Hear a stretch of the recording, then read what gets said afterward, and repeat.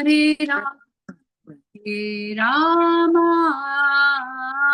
Rama Rama, Hare Hare, Hare Krishna,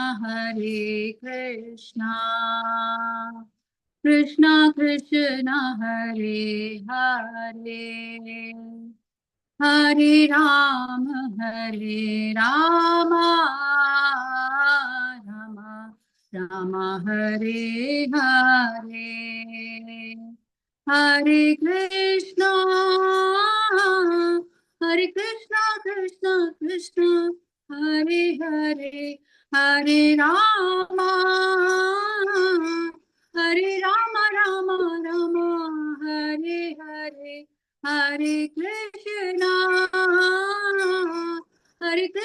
Krishna Krishna, Hare Hare, Hare Rama, Rama Rama, Hare Hare, Hare Krishna, Krishna Krishna, Hare Hare, Hare Rama,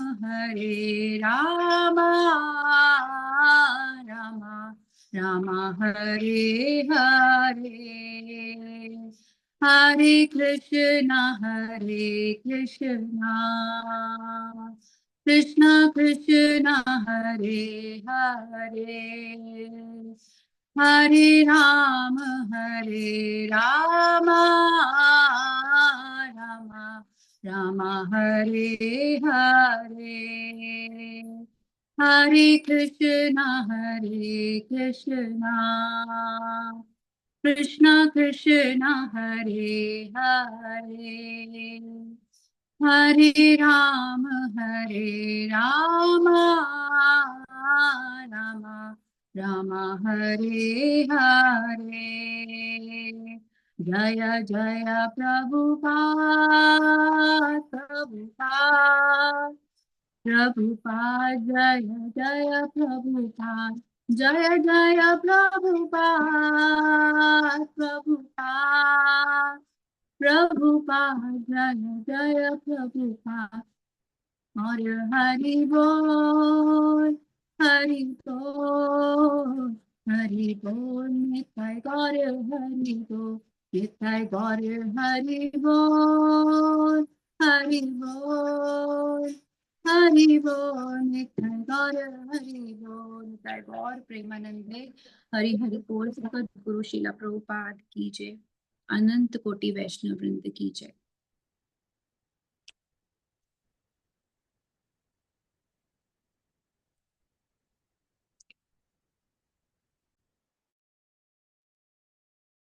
Thank you so very much. Thank you.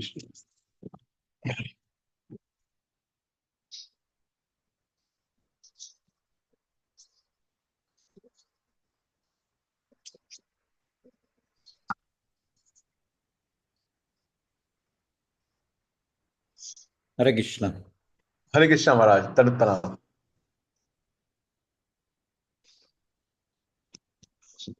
Hare Krishna Maharaj. Tanat Pranam. How are you, Maharaj? I'm doing okay. Good. We just had Balaram Purnima. Yes, Maharaj. And then, yes, it's happening now. Prabhupada's Vyasa Puja is already happening in Mayapur. Oh. Like at different departments, they offer the Vyasa Puja like a different day. Oh. Because not everybody gets a chance to do it on the scheduled day. Yes, Maharaj. I sent you the Vyasa Puja book. I don't know if you got it already. I got it. No, I didn't, Maharaj. Thank you for sending, Maharaj. Yes, Maharaj. Like, you can share it. No. Okay, Maharaj. I'll share, Maharaj. I'll share.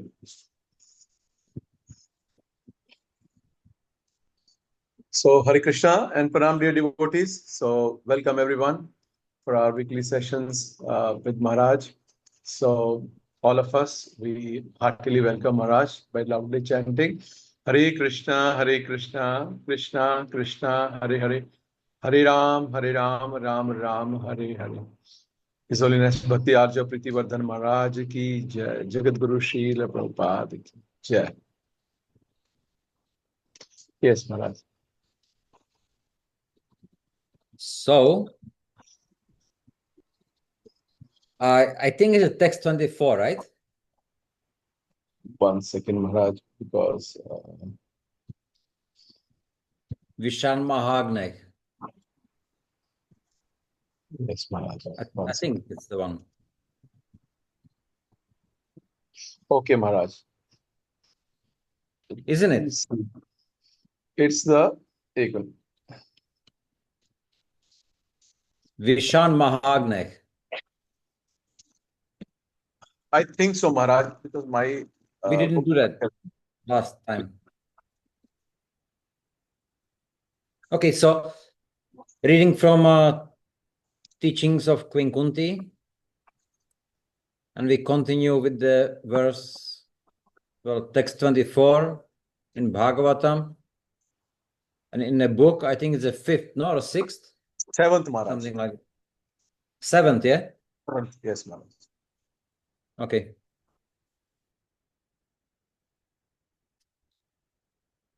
Vishal Mahagnai Purushara Darshanat Asad Sabhaya Vanavasa Krichrataha Mridhe Mridhe Neka Maharatha Staro Draunya Astratash Chasmahare Pirakshitaha.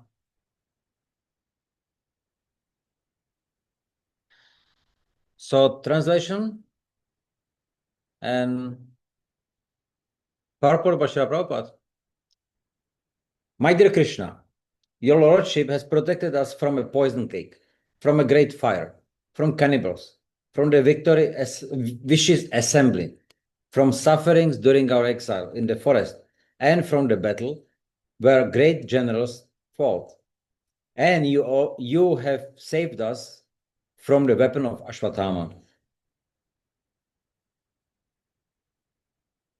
Purport.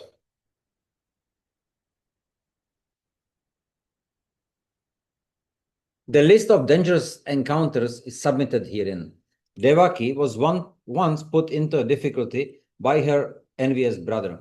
Otherwise, she was well. But Kunti Devi and her sons were put into one difficulty after another for years and years together. They were put into trouble by Duryodhana and his party due to the kingdom. And each and every time, the sons of Kunti were saved by the Lord. Once Bhima was administered poison in a cake, and once they were put into the house made of shellac and set afire. And once Draupadi was dragged out, and attempts were made to insult her by stripping her naked in the vicious assembly of the Kurus. The Lord saved Draupadi by supplying immeasurable length of cloth, and Duryodhana's party failed to see her naked. Similarly, when they were exiled in the forest, Bhima had to fight with the man-eater demon Hidimba Rakshasa. But the Lord saved him. So it was not finished there. After all these tribulations, there was the great battle of Kurukshetra, and Arjuna had to meet such a great generals as Drona, Bhishma, and Karna, all powerful fighters. And at last, even when everything was done away with, there was the Brahmastra released by the son of Dronacharya to kill the child within the womb of Uttara. And so the Lord saved the only surviving descendant of the Kurus, Maharaj Parikshit. Here, Kunti remembers all the dangers through which she passed before the Pandavas regained their kingdom. In Bhagavad Gita, Lord Krishna says, Kaunteya pratijanihi name bhakta pranashyati. Bhagavad Gita 931. My dear Arjuna, you may declare to the world that my devotee is never vanquished. The Pandavas, the sons of Pandu, were great devotees of Lord Krishna. But because people in the material world are interested in material things, the Pandavas were put into many dangers. Their materialistic uncle, Dhritarashtra, was always planning to kill them and usurp the kingdom for his own sons.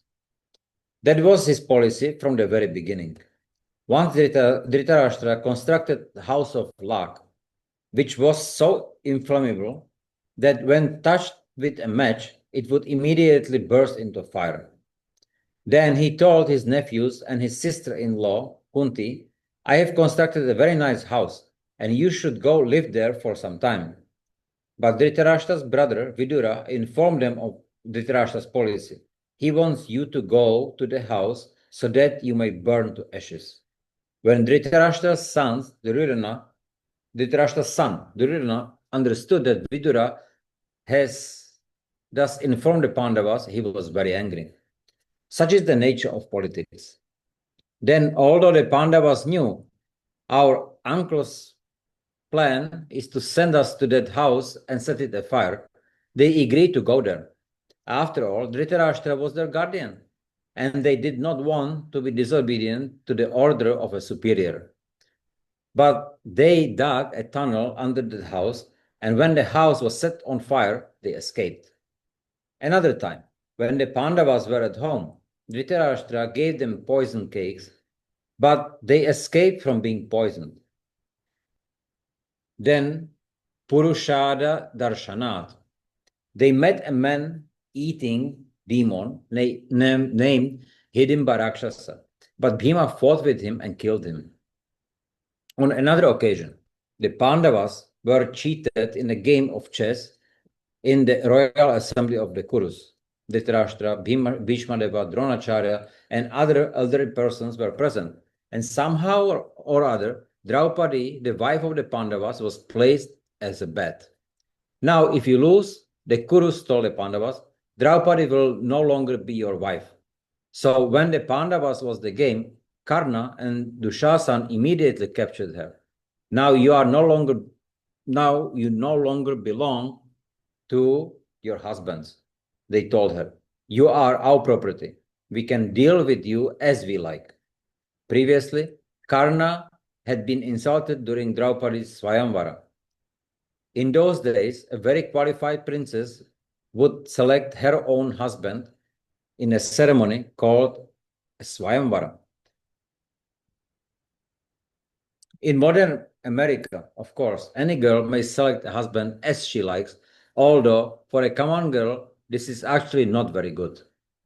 But even in those times, an uncommon, highly qualified girl who knew how to select a good husband was given the chance to do so. Even this, however, was limited by very strict conditions. Draupadi's father, for example, placed a fish on the ceiling, and he stipulated that in order to qualify to marry his daughter, a prince had to shoot an arrow and pierce the eye of the fish without directly seeing the fish, but seeing only its reflection in the pot of water on the floor. When these conditions were declared, many princes came to compete, for responding to a challenge is a principle for a Kshatriya, a heroic leader. In the assembly for Draupadi's Swayamvara, Karna was present. Draupadi's real purpose was to accept Arjuna as her husband, but Karna was there, and she knew that if he competed, Arjuna would not be able to succeed. At that time, it was not known that Karna was a Kshatriya. He was born the son of Kunti before her marriage, but that was a secret. Karna had been maintained by a carpenter, and therefore he was known as a Shudra, a member of the lower occupational division of society. Draupadi took advantage of this by saying, in this assembly, only Kshatriyas may compete. I do not want any carpenter to come here and take part in the competition.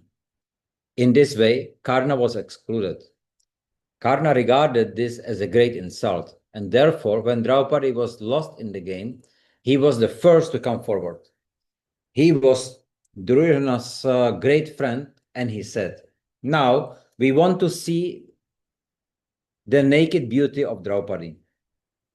Present at the meeting were elderly persons like Dhritarashtra, Bhishma, and Dronacharya, but they did not protest. They did not say, what is this? You are going to strip a lady naked in this assembly? Because they did not protest, they are addressed as Asat Sabhayaha. an assembly of uncultured men. Only an uncultured man wants to see a woman naked, although nowadays that has become fashionable. According to the Vedic culture, a woman is not supposed to be naked before anyone except her husband. Therefore, because these men wanted to see Draupadi naked in the great assembly, they were all rascals. The word sat means gentle, and asat means rude. Therefore, Kunti Devi prays to Lord Krishna, "You saved Draupadi in that assembly of rude men." When the Kurus were taking away Draupadi's sari to see her naked, Krishna supplied more and more cloth for the sari, and therefore they could not come to the end of it. Finally, with heaps of cloth stuck in the room, they became tired and realized she would never be naked. They could understood it is impossible. At first, Draupadi had tried to hold on her sari. But what could she do? After all, she was a woman, and the Kurus were trying to strip her naked. So she cried and prayed to Krishna, "Save my honor." But she also tried to save herself by holding on her sari. Then she thought, "It is impossible to save my honor in this way." And she let go and simply raised her arms and prayed, "Krishna, if you like, you can come save me." Thus the Lord responded to her prayers. Therefore, it is not very good to try to save oneself. Rather, one should simply depend on Krishna. "Krishna, if you save me, that is all right. Otherwise, kill me. You may do as you like." As Bhaktivinoda Thakur says, "Manasa deha geha jo kichu mor, arpilun tuya pade nanda kishore." My dear Lord, whatever I have in my possession, I surrender unto you. And what do you have? I have this body and mind. I have a little home and my wife and children. But whatever I have, I surrender everything unto you. This is full surrender.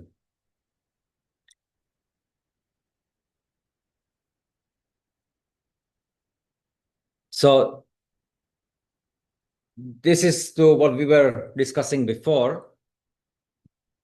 That's actually the Krishna Prema, the full surrender that we want.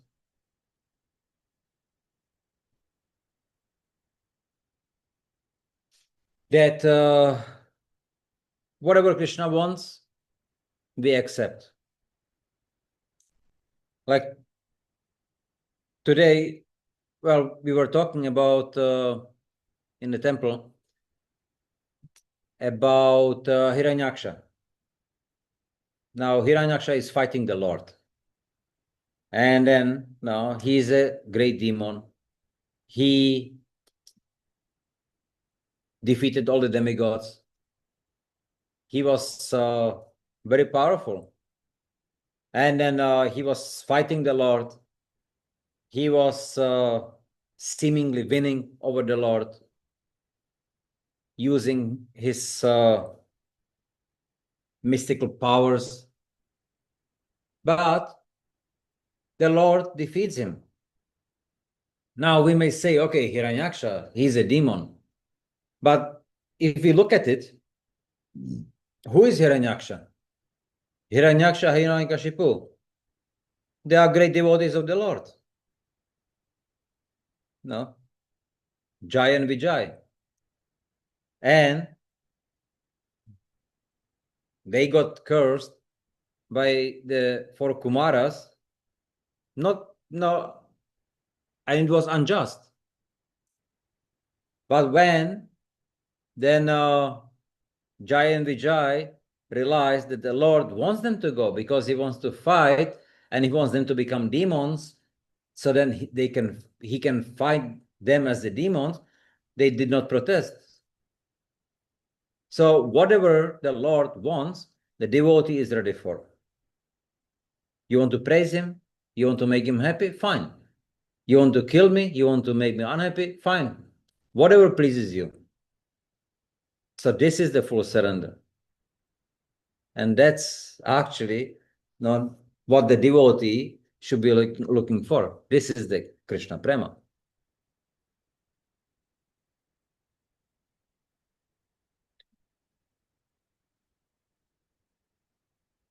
And when Bhaktivinoda Thakur is talking about the surrender, surrender means everything is yours.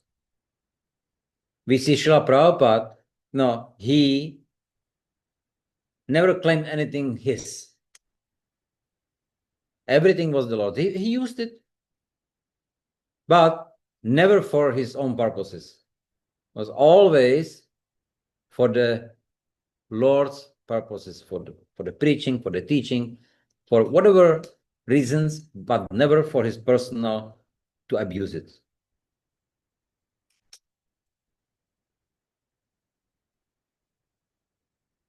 A devotee of Krishna surrenders unto Krishna without reservation, and therefore he is called Akinchana. The word Akinchana refers to something one reserves for oneself. Or the word Kinchana refers to something one reserves for oneself. And Akinchana means that one does not keep anything for oneself. Of course, although actually one should surrender in this way, in the material world, one should not artificially imitate those who are fully surrendered. According to the example set by Rupa Goswami, whatever possessions one has, one should give 50% for Krishna and 25% for one's relatives, who will also expect something, and one should keep 25% for personal emergencies. Before his retirement, Rupa Goswami divided his money in this way. Although later, when his brother Sanatana Goswami, another great devotee, was arrested, Rupa Goswami spent everything. This is full surrender. Similarly, Draupadi fully surrendered to Krishna without trying to save herself. And then unlimited yards of cloth were supplied, and the Kurus could not see her naked. But then, in the next game of chess, the bet was that if the Pandavas lost the game, they would go to the forest for 12 years. Thereafter, they were to remain incognito for 1 year, and if detected, they would have to live in the forest again for another 12 years. This game also the Pandavas lost. So for 12 years, they lived in the forest, and for 1 year incognito. It was while they were living incognito that Arjuna won Uttara. These incidents are all recorded in the book known as Mahabharata. The word Maha means great or greater, and Bharata refers to India. Thus, the Mahabharata is the history of a greater India. Sometimes people regard these accounts as stories or mythology, but this is nonsense. The Mahabharata and the Puranas are histories, although they are not chronological. In the history of such a vast period of time was recorded chronologically, how many pages would it have to be?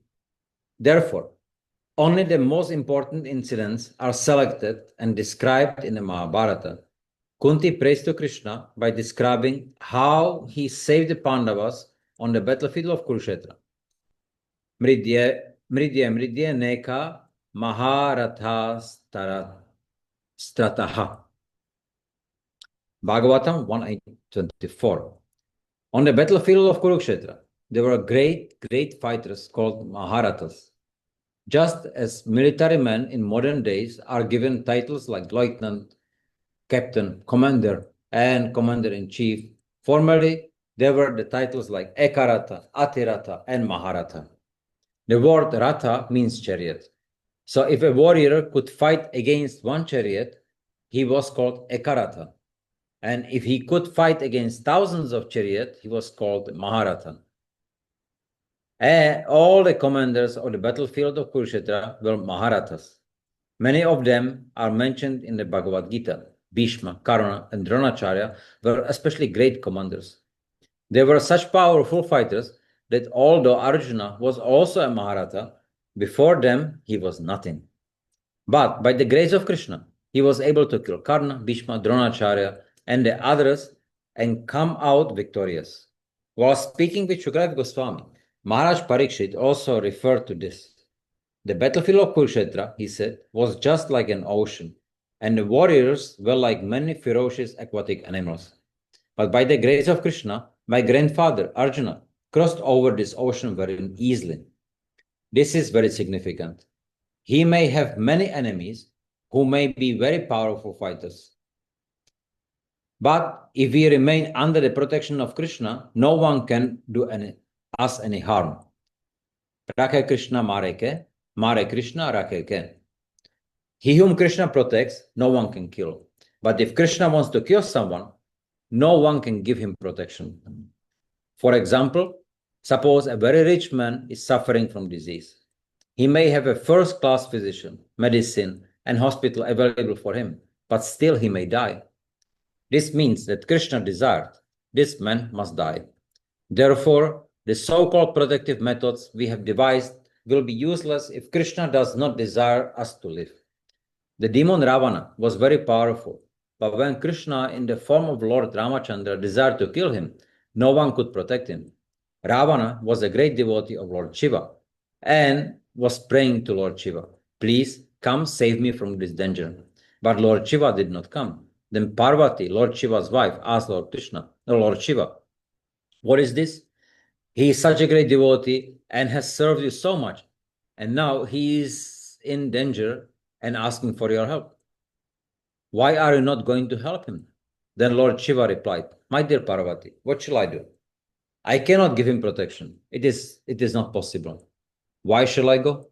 Therefore, if God wants to kill someone, no one can give him protection.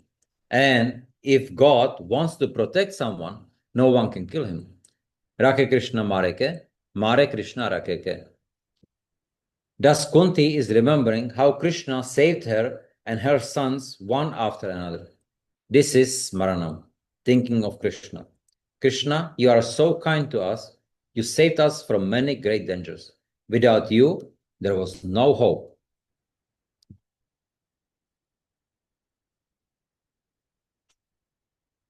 Then the last danger was Draunastra, the weapon of Ashwatthama. The son of Drona, Ashwatthama, performed a most abominable act by killing the 5 sons of the Pandavas. Of course, in the battle of Kurukshetra, both sides belonged to the same family, and practically everyone was killed. But the 5 sons of the Pandavas survived. So Ashwatthama thought, if I kill these 5 sons of the Pandavas and present their heads to Duryodhana, he will be very much pleased. Therefore, when the 5 sons were sleeping, he severed their heads, with which he had presented to Duryodhana. At that time, Duryodhana was incapacitated. His spine was broken, and he could not move. Ashwatthama said, "I have brought the 5 heads of the Pandavas, my dear Duryodhana." At first, Duryodhana was very glad, but he knew how to test the heads to see whether they were in fact the heads of the Pandavas. When he presented the heads, the heads collapsed, and Duryodhana said, "Oh, these are not the heads of the Pandavas. They must be the heads of their sons." When Ashwatthama admitted that this is so, Duryodhana fainted. And when he revived, he said, "You have killed all our hopes.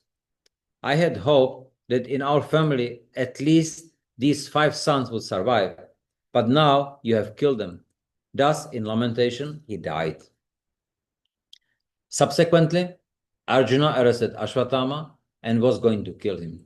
In fact, Krishna ordered, "Kill him. He is not a Brahmana. He is less than a Shudra." But then Draupadi said, "I am suffering because of the death of my sons. And this rascal is the son of our Guru Maharaj, Dronacharya, who has done so much for us. If Ashwatthama dies, then Dronacharya's wife, our mother Guru, will be very much unhappy. So release him and let him go away." Thus Arjuna freed Ashwatthama, but then Ashwatthama, having been insulted, retaliated by unleashing a Brahmastra. The Brahmastra is something like a nuclear weapon. It can go to the enemy wherever he is and kill him. Ashwatthama knew the last descendant of the Kuru family is Parikshit. the son of Abhimanyu. He is in the womb of Uttara. So let me kill him also. And then the entire dynasty will be finished. When that weapon was unleashed, Parikshit Maharaj's mother, Uttara, felt that she was going to have a miscarriage. And therefore she approached Krishna saying, "Please save me." Krishna, by his mystic power, therefore entered the womb of Uttara and saved the child. After the battle of Kurukshetra, Parikshit Maharaj, who was still in the womb of his mother, was the last remaining descendant of the Pandavas. And in the mature time, when he was born, all his grandfathers were still alive. Parikshit Maharaj was the son of Abhimanyu, who was the son of Arjuna and Subhadra, Krishna's sister. When Abhimanyu was 16 years old, he went to fight, and 7 great commanders joined forces to kill him. Subhadra had only one grandchild, Parikshit Maharaj. As soon as he grew up, the entire estate of the Pandavas was entrusted to him, and all the Pandavas left home and went to the Himalayas. The history is described in the Mahabharata. Many great misfortunes befell the Pandavas, but in all circumstances, they simply depended on Krishna, who always saved them. Queen Kunti's response to these misfortunes is recorded in the next verse. Hare Krishna. And we see also the example of Prahlad Maharaj, how he was fully dependent on the Lord. And then whatever it was, he was thrown into the fire. He was going to be ran over by elephants. He was thrown out of the cliff. But he never swayed away from thinking about the Lord. And the Lord always protected him. Hare Krishna. Yes, Namaste Mataji. Thank you, Maharaj. Yes, Namaste Mataji. You have some question? Hare Krishna, Maharaj. Dandavat pranams to you. Hare Krishna. Maharaj, as you said that we should depend on Krishna, like for our in our material life, we should accept whatever comes, like whatever misery or whatever happiness comes, we should accept. So, Maharaj, in our spiritual life, if we have desires and they do not get fulfilled, so how we should like should we accept? Okay, this is Krishna's will. Krishna does not want me to get involved into this thing, and I should not further contemplate or I should not further desire about it. And because if I keep desiring or maybe if I keep thinking about it, it keeps me in anxiety or maybe it keeps me disturbed.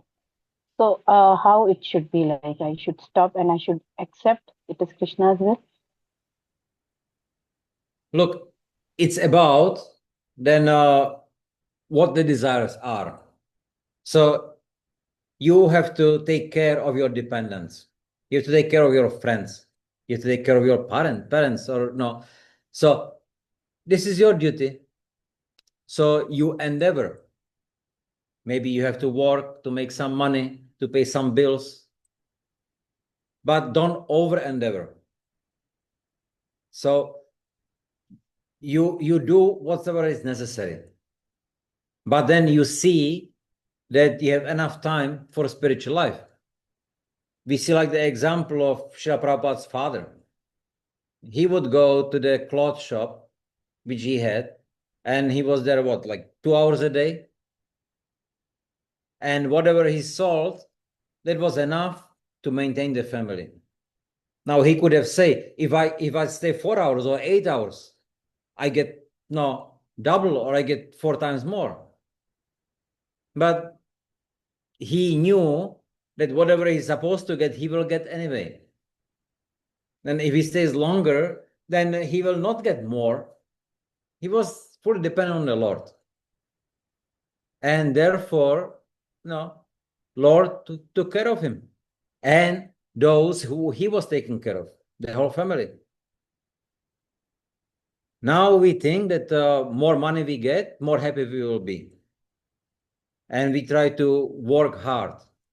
People cheat, steal, thinking that, oh, if I steal money, then I will have more money and I will have more power and I will be more happy.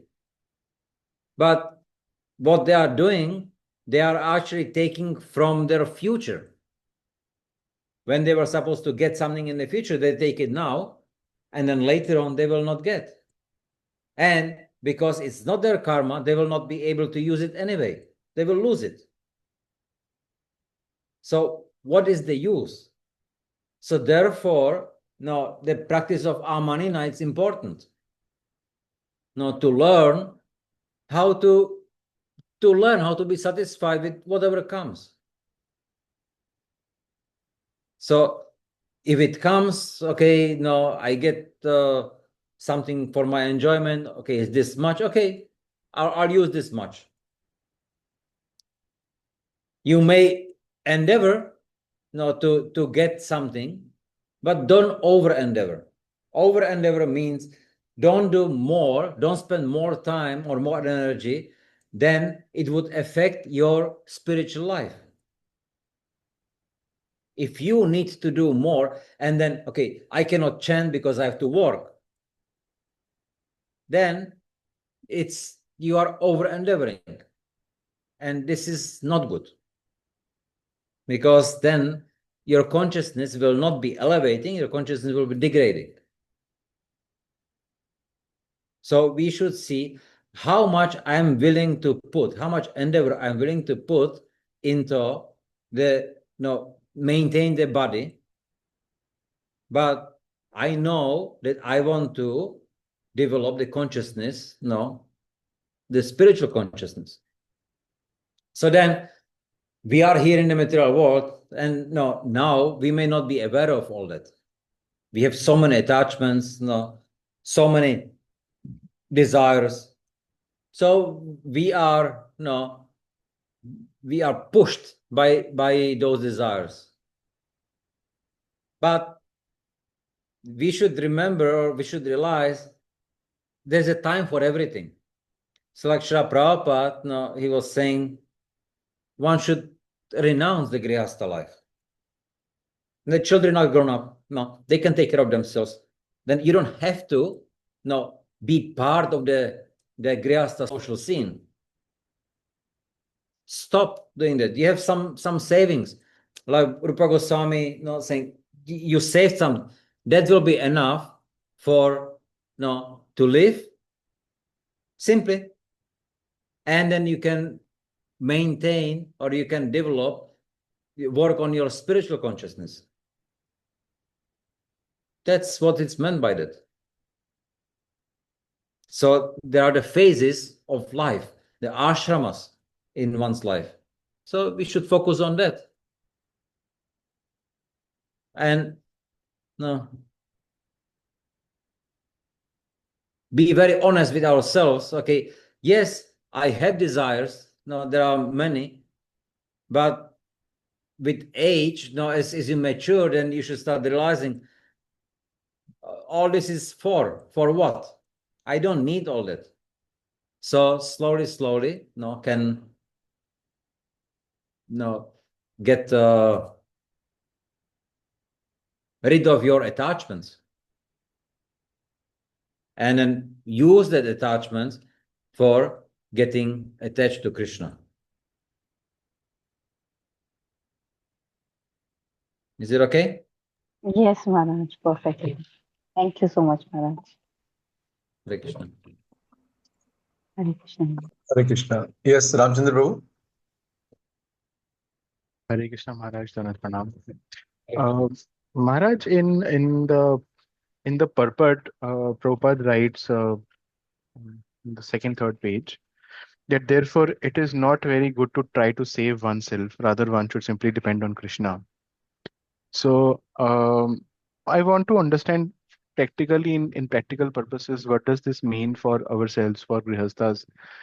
Just general query: if somebody gets ill, then we go to see a doctor. That is intelligence, and then we try to take medicine. And if anything severe illness is there, then also we do try to do all those things. But what exactly does this means? And for ourselves at this stage, And what does that means absolute also? See, one thing is that that applies to yourself. That doesn't apply to those whom you are taking care of. So you cannot say, oh, you should be surrendered. No, don't worry about. No, you should take care. You should protect. But when it comes to ourselves like that, then it comes to what's our attachment and what is our fate. So then we should endeavor to find a doctor, to follow some treatment. But if you see that, okay, there is nothing you can do, then rather than start over endeavoring and start to see some severe ways what you can do, then it's better just to surrender. Okay, I understand, I cannot do anything, so please, Krishna, if you wish, save me. Now, it's very difficult to explain this to some materialistic men, because they will just say, oh, you are some fanatic. You don't you don't understand. But so this is about the consciousness. It's about how much are we willing to surrender to the Lord.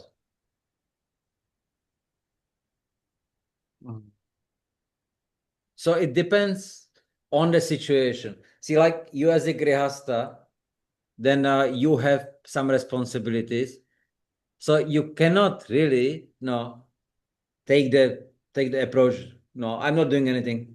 No, Krishna will take care. Unless you are, say, like Ramanujacharya, right? But so you are responsible, you take care. But when as a vanaprastha or as a sannyasi, then you should depend on the Lord fully. Whatever comes. If it doesn't come, don't get angry. Just live with it.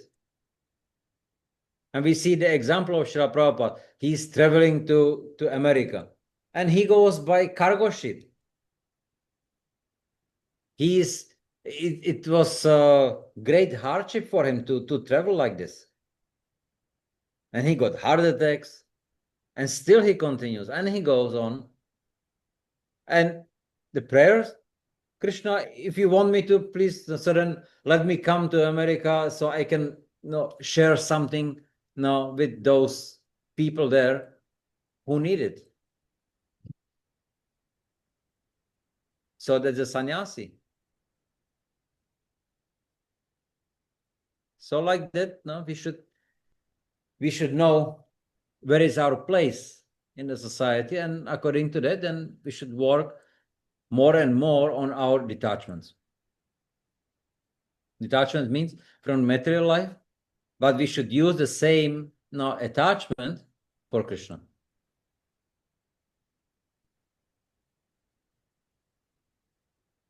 And Maharaj, does it?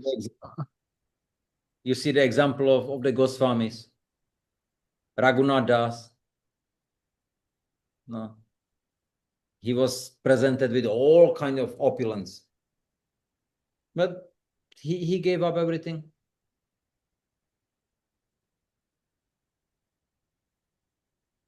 Yeah, sorry, you were saying. Yes. So Maharaj, what I understood, if I can share, is that we can endeavor, but we still have to depend on the mercy of Krishna for whatever that it is. But endeavoring should be there, is it? It comes with maturity, right? So you should endeavor, but as we mentioned before, you should not over endeavor. Over endeavor means that you start compromising your spiritual sadhana, your spiritual life. No, this Right. is that will not be good. But endeavor must be there, especially as a grihastha. But as a vanaprastha, endeavor will be there, but somewhere else. There will be more endeavor. Let me follow my sarana properly. Let me wake up every day early in the morning. Let me do my japa early in the morning. Let me read. Let me study. Sannyasi would be, no, let me travel. Let me teach. That will be his endeavor. So endeavor is there, but over endeavor will be, let me work so I can get money, so I can enjoy. And so, what does it matter that I cannot chant my 16 rounds? That doesn't matter. So that will be over endeavor. And that's not good. Yes, Maharaj. Is it okay? Yes, Maharaj. Thank you. Hare Krishna. Thank you, Maharaj. There's always a tussle Correct. between surrender and self-reliance, Maharaj. And it comes gradually, Yeah. Maharaj. It happen like a switch. Gradually, we build faith, and gradually, we learn to develop faith on Krishna, Maharaj. And, We are scared. We are yes, afraid to surrender because we don't know whom or to what we are surrendering. We have no knowledge of Krishna. We forgot about Krishna. Krishna, spiritual world, is very abstract to us. So we don't know where we are getting to. But this lifetime is meant for so that we can get convinced the spiritual world is there, Krishna is there, and we can safely surrender. That's what it is. yes, Maharaj. Most of us, we don't want to cross the material ocean, Maharaj. We just want swimming lessons, how to swim here nicely. This is our Yeah, situation. but it will come. Yes, It will come. yes. Thank you, Maharaj. Thank you so very much. And very high prayers. The next one is going to be the more higher and higher. So, thank you very much, Maharaj. Please, Maharaj, guide us. What should be our consciousness? So, we are coming to Janmashtami this weekend. So, all of us are preparing. We've got our annual seva of prasadam distribution. So, all of us will be busy, Maharaj, in that. So, please give us some, Maharaj, in what consciousness we should serve collectively together for pleasure of Prabhupada and our DPs, Maharaj. So try to always do whatever seva comes as try to please Krishna. So do everything to the extent, what would you do for your best friend? What would you do for your child? To please. And avoid doing anything which you would not do to your friend, which would you not do to your parents. You wouldn't do to your child, knowing but that this will make them happy. So if you try to use that even material relationship, deep material relationship, and extract, understand the principle of relationship, you can use that as to get also to the Sambandha Gyan, your relationship with the Lord. He is a person. So then, no, don't do anything which you know it's wrong. Don't do anything which you don't like. So deal with him as a person. He is a person. Do everything such a way so then you want to please him. Guru Sadhu Shastra is there. You can figure out what he likes, what he doesn't like. And then do it for the sake of his pleasure. Then you cannot go wrong. Hare Krishna. Thank you, Maharaj. Thank you so much. We'll try, Maharaj, pray we can serve on Janmashtami day at least in this consciousness. So all of us, we are very, very thankful to Maharaj for taking his time out, and hopefully we'll get Maharaj Darshan on 3rd or 4th September when Maharaj comes here from Vrindavan. So thank you, Maharaj. So all of us, we heartily thank Maharaj by loudly chanting Hare Krishna, Krishna Krishna, Hare Hare. Hare Ram, Ram Ram, Hare Hare. His Holiness Bhakti Arja Pritivardhan Maharaj ki Jai. Jagat Guru Srila Prabhupada. Jai. Thank you, Maharaj. Go.